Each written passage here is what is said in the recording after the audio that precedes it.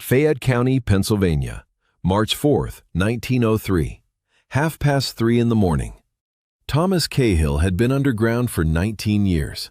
He was 41 years old, thick across the shoulders from 2 decades of working faces that gave nothing easily, and he had the particular stillness of a man who had spent most of his adult life in confined spaces where unnecessary movement was a form of danger.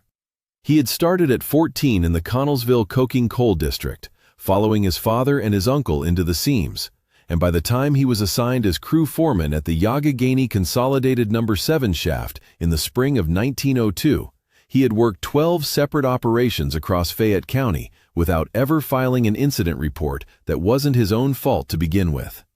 His crew trusted him the way a crew trusts a foreman who has been wrong about the ground only once and learned precisely the right lesson from it.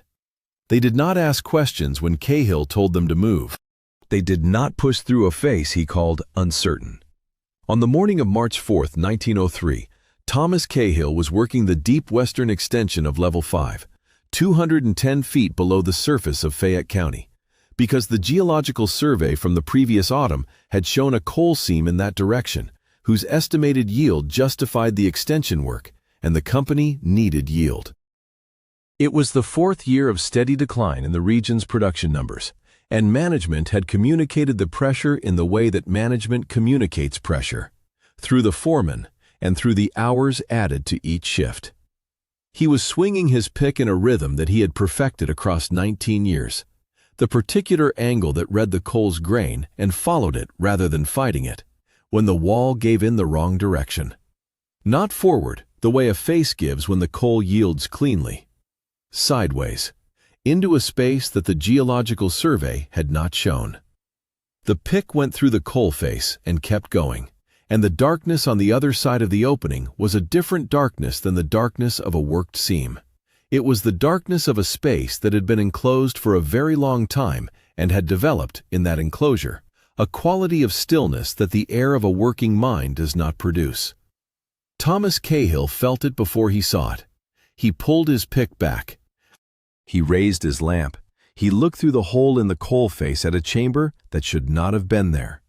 But here is what the Pennsylvania Bureau of Mines has spent 121 years making sure you never ask about. The Youghiogheny Consolidated No. 7 operated under the ownership of the Frick Coke Company, one of the largest coal and coke operations in the United States at the turn of the century, and a wholly owned subsidiary of the Carnegie Steel Company since 1882. In 1903, the operation employed 314 men across 4 shafts and produced coal at a rate that justified the capital investment in the deep western extension of Level 5.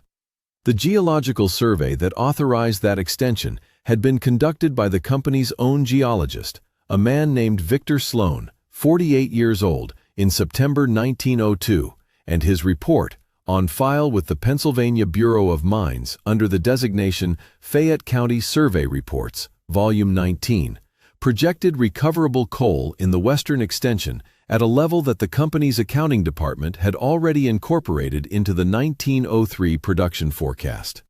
There was no economic reason to stop the extension. There was every economic reason to continue it. The extension stopped on March 4, 1903.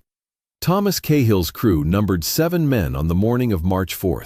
He was the foreman.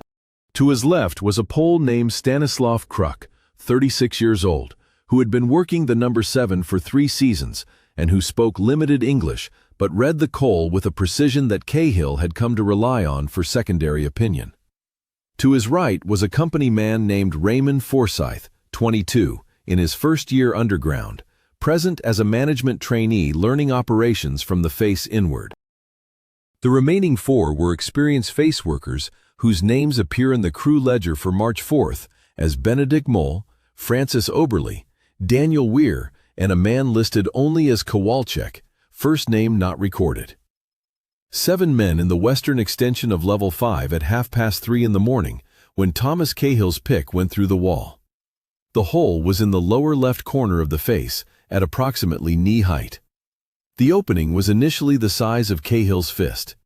He widened it by hand, his hands in Kruk's hands, no picks, the coal pulled away in controlled fragments, over the course of 40 minutes until the opening was large enough for a man to pass through on his hands and knees. The chamber beyond it was large. Cahill's lamp, extended through the opening, showed a space whose far walls were not visible at lamp distance, which in the number 7 standard crew lamps meant the chamber was at least 30 feet across. He noted the floor, cut stone, dressed flat, fitted in the manner he would later describe to the Uniontown Morning Herald reporter Arthur Finch as like the floors in the big churches, the ones that go together so close you can't see where one stone ends and the next begins. He noted the ceiling, 8 feet, arched. He noted the air, dry, and carrying a smell he would describe to Finch as iron, and something else he couldn't name, not unpleasant, not like the air of any mine he had worked. He did not enter the chamber. He was a careful man, and he understood that an unknown enclosed space at 210 feet required assessment before entry. He had Forsyth go back to the surface for the shift manager, and he positioned the rest of the crew around the opening, and he waited. The shift manager, a man named Leonard Hurst, arrived at the face at 4:45 in the morning. He went through the opening on his hands and knees with Cahill behind him, and both men stood in the chamber, and Hurst raised his lamp and turned in a slow circle, and neither man spoke for a considerable time. What Hurst saw, as he documented it in his incident report filed with the Yagagani Consolidated Management on March 4th, a report preserved in fragmentary form in the Fayette County Historical Society's Business Records Collection under the designation Frick Company Field Reports, Box 7, was a chamber approximately 40 feet in diameter with a cut stone floor and an arched ceiling. In the chamber, arranged in a formation he described as a military line, were 9 skeletal figures. Each was upright, not seated, not prone, but standing, the back of each figure pressed against the north wall of the chamber, each facing south. Each figure's arms were at its sides. Each was complete and undisturbed. Leonard Hurst was 5 feet 9 inches tall. His incident report states that the smallest of the 9 figures was at minimum 2 feet taller than my own height, and the tallest was near the ceiling, which I measured at 8 feet, at the crown of its head. A figure standing near an 8-foot ceiling at the crown of its head is a figure of approximately 7 feet 8 inches at minimum, accounting for the ceiling arch. A figure 2 feet taller than a man of 5 feet 9 is a figure of 7 feet 9 inches at minimum. All 9 figures in Hurst's report exceeded this threshold. The tallest, which he placed at the eastern end of the line, he described as having a skull which touched the ceiling arch at its highest point, meaning its standing height would not be less than 8 feet and 4 inches. 9 figures, 1 line, north wall, facing south, each standing, each between 7 feet 8 inches and 8 feet 4 inches in estimated height. The 9 figures each wore the same object, not armor, not a full suit of metal construction, but a single plate, a chest plate, convex on the outer face, flat against the sternum, fitted to the body without any visible fastening mechanism. The plate covered the front of the torso from the collarbone to the bottom of the rib cage. The material was gray. Hurst's incident report describes it as a gray metal I have not seen before, which in the lamp shows no reflection but a kind of steady color, as though the light goes into the surface and does not come back. 9 figures, 9 chest plates, each plate on each chest in the same position. Cahill noticed the smell again when he entered the chamber.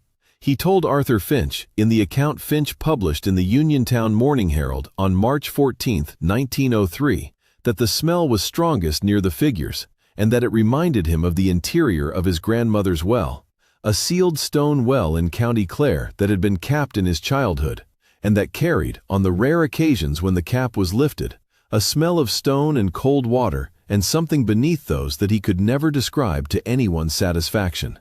He said the smell of the chamber was that smell, but warmer. He did not know what to make of that. He wrote it into his own personal account of the morning, a 2-page statement he gave to his parish priest, Father Ignatius Boylan, at St. John the Baptist Catholic Church in Connellsville, in the weeks after the discovery, because he felt it was the detail that made the chamber feel like something that had been inhabited, not merely sealed. Father Boylan's archive, held at the Diocesan Records Office of the Diocese of Pittsburgh under the designation Connellsville Parish Records, 1900 to 1910, contains Cahill's two-page statement as a loose document in the correspondence files for March 1903. It is handwritten in Cahill's careful laborer's script, and it adds to Hearst's formal incident report two physical details that the formal report does not include. The first is the floor. Cahill writes that the cut stone floor had, at its center, a depression approximately the size of a man's palm. Not a crack or a break, but a shaped depression, as though something had rested at that location for a long time and left an impression in the stone. He pressed his own palm into the depression and found that the size was correct. A hand-sized hollow in the center of the floor of a chamber containing 9 standing figures in a military line. The second detail is the walls. Cahill writes that the walls of the chamber carried marks that he describes as rows of signs cut fine into the stone, like a hand had gone around the room writing. He did not read them. He did not copy them. He had no pen and no paper on his person when he entered the chamber. He spent 11 minutes inside before Hearst told the crew to clear out.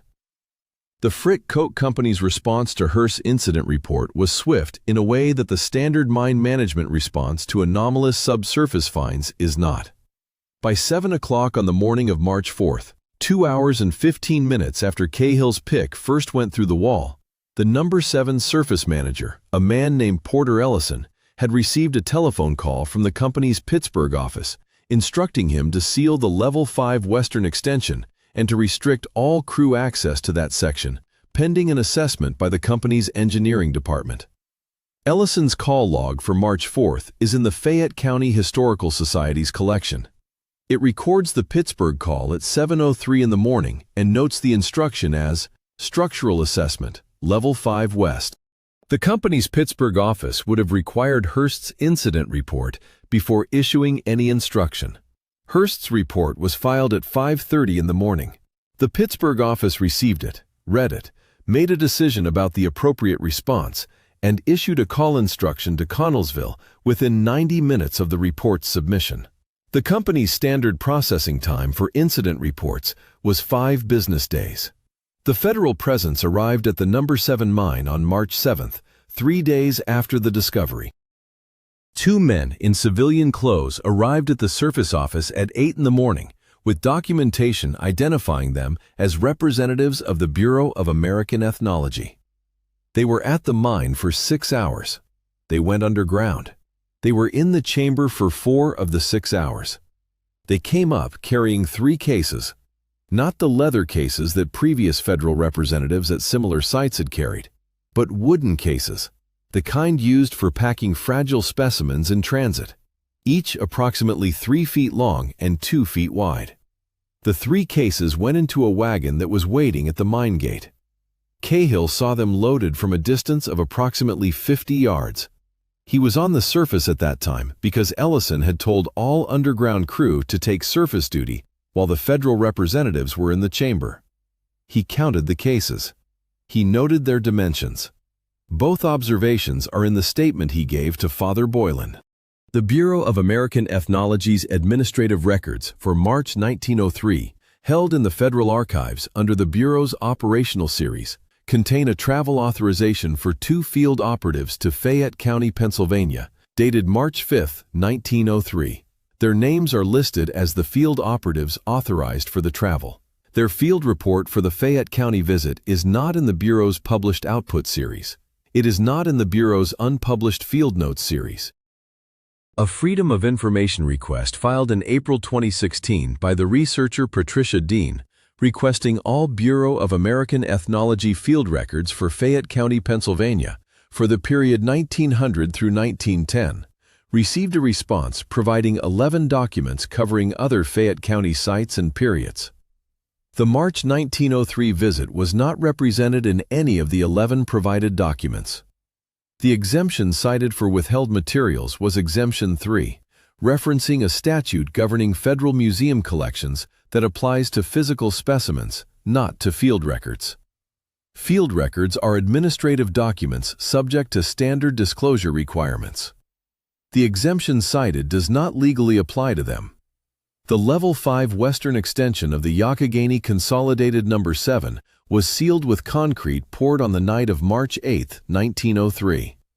Cahill was not present for the pour. None of the original discovery crew was present. The work was done by a crew brought in from outside Fayette County. Cahill recognized none of the faces, on a single overnight shift. By the morning of March 9th, the Level 5 western access showed a sealed concrete face at the point where the extension had reached on March 3rd, the day before the discovery. The geological record of the extension, Victor Sloan's survey, the crew ledgers, the progress maps, remained in the company's files as though the extension had been terminated at that point by geological obstacle rather than by a chamber containing 9 standing figures. The Youghiogheny Consolidated No. 7 operated without interruption through 1917, when the exhaustion of the accessible coal seams in the upper levels prompted a closure review. The deep western extension of Level 5, which Sloan's 1902 survey had projected as productive for a minimum of 6 additional years beyond its terminus on March 3, 1903, was listed in the closure review as already exhausted. The mine closed in 1918. The surface facilities were demolished in the 1920s. The No. 7 property, approximately 270 acres in northern Fayette County, was acquired in 1923 by the Connellsville Resources Corporation, incorporated in the state of Delaware in January 1923, 7 months before the acquisition. The registered agent is a Wilmington law firm. The Connellsville Resources Corporation has filed no mining permit in Pennsylvania and has conducted no commercial activity of any recorded kind since its incorporation. The property taxes on 270 acres of Fayette County have been paid without interruption since 1923. A steel gate blocks the county road access at the northwest corner of the parcel.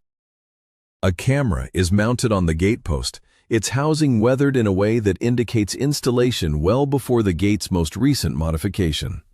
The technical impossibility at the center of the Fayette County case is not the height of the 9 figures, though their height, between 7 feet 8 inches and 8 feet 4 inches, in a population of 9 individuals, all from the same chamber, all in the same military line, places them outside every documented range for any pre-Columbian North American skeletal population.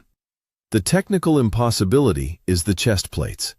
The material Hurst described, gray, non-reflective, displaying a steady color as though the light goes into the surface and does not come back, is not a description of any metal whose optical properties are documented in the metallurgical literature of 1903, or the archaeological literature of any period associated with pre-Columbian North America. A metal that absorbs lamplight rather than reflecting it is a metal with a surface absorption coefficient that modern material science does not describe for any naturally occurring alloy in the density range implied by a chest plate large enough to cover a figure of 8 feet. The chest plates are not iron. They are not copper. They are not bronze.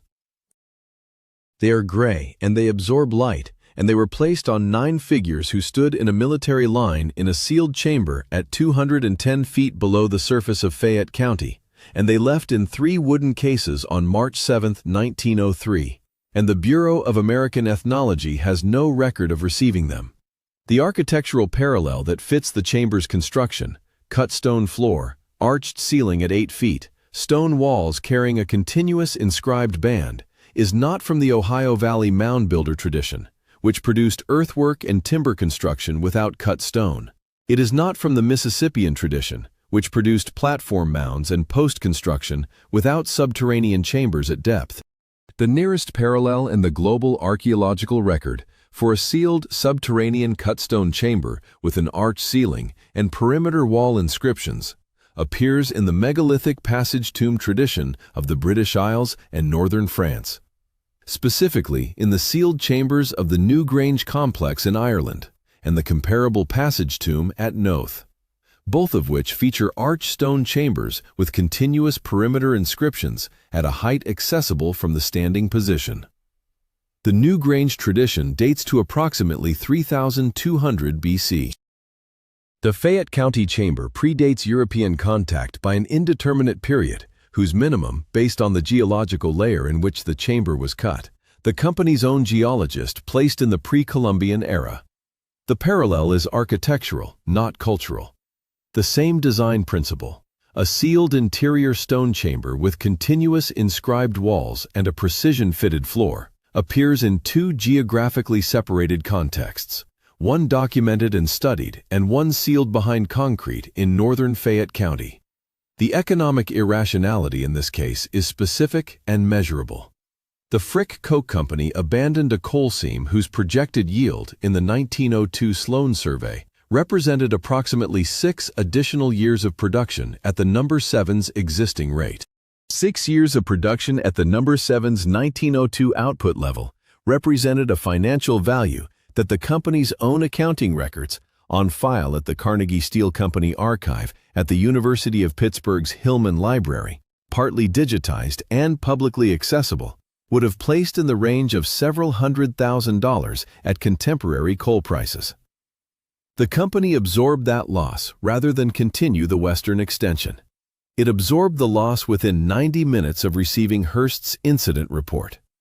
Companies that absorb significant financial losses in response to incident reports do so because the incident described in the report represents a cost that exceeds the loss. What the 9 standing figures in gray chest plates and the 3 wooden cases represented to the Frick Coke Company in the 90 minutes between Hearst's report and the Pittsburgh call instruction is not documented in any accessible business record. The cost calculation was made. The decision was made. The concrete was poured. Thomas Cahill continued to work at the Youghiogheny Consolidated No. 7 through 1912, moving to other levels and other extensions that did not intersect with the sealed section of Level 5. He transferred to the Republic Iron and Steel operation in Connellsville in 1912 and retired in 1924. He gave no further public account of the March 4th discovery beyond the statement to Father Boylan and the conversation with Arthur Finch. The Uniontown Morning Herald ran Finch's article on March 14, 1903, on the 5th page of the edition, under a headline describing an unusual mine find in Fayette County. The article ran once. There was no follow-up edition. Arthur Finch's name disappears from the Morning Herald staff rolls after April 1903. He was 29 years old. Father Boylan's diocesan records retain Cahill's statement in the Connellsville parish files. The statement is 2 pages, handwritten, in the careful script of a man writing a formal account of something he did not expect anyone outside his priest's office to read. It describes the smell of the chamber, stone and cold water and something warm beneath them. It describes the palm-sized depression in the center of the cut stone floor. It describes the rows of fine-cut signs going around the walls of a room that had been sealed for longer than Thomas Cahill had language to estimate. The chamber is still sealed. At 210 feet below the surface of northern Fayette County, behind the concrete poured on the night of March 8, 1903, the 9 figures are still standing in their line against the north wall. The 9 chest plates are not there. They left in 3 wooden cases and the Bureau's records do not acknowledge receiving them. The floor depression is still there. The wall inscriptions are still there, at the height a standing person could reach, going around the room in a script that Thomas Cahill could not name, in the darkness of a chamber that has been sealed for 121 years since his pick first went through the wall and let the light in. The broader Fayette County record of anomalous underground finds in the period surrounding the No. 7 discovery is not widely documented, but it is not absent. A newspaper account in the Connellsville Weekly Courier from October 1897 describes a road grading crew in the southern section of the county striking a stone floor at approximately 4 feet depth, distinct from natural geology, which the county surveyor examined and described as dressed stone of unusual precision. The surveyor's name, given in the account as Francis Alderton, recommended a formal archaeological assessment. No assessment was conducted.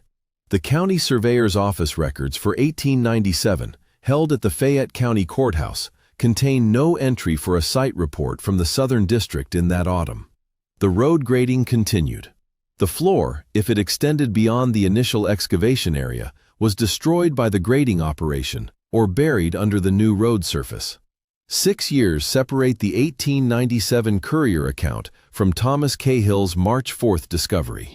6 years in the county whose mining operations were, by the standards of the time, among the most intensive in Pennsylvania. A county where the ground was being penetrated at depth on dozens of fronts simultaneously.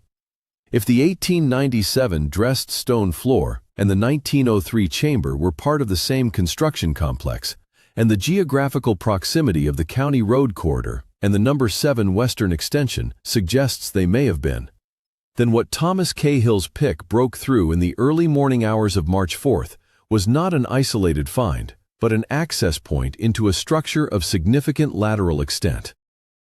9 standing figures in a military line in a chamber 40 feet in diameter represent a specific architectural context, a context built to hold them, built to preserve them, built with walls carrying an inscribed record of whatever they were and whoever placed them there. That context did not begin and end at the walls of the chamber Cahill entered. It extended. The extent of it is unknown because the extension was sealed in concrete before any systematic exploration could establish its dimensions. What Cahill's 11 minutes inside the chamber produced: 2 pages in Father Boylan's diocesan archive, a 5th-page newspaper article that ran once, and the specific smell of stone and cold water and something warm, is the entire above-ground record of what a 9-figure military formation at 210 feet in Fayette County means in terms of the civilization that placed it there. The civilization that placed it there is not in the official record. The chamber it left behind is sealed. Thomas Cahill found it once and no one has found it since.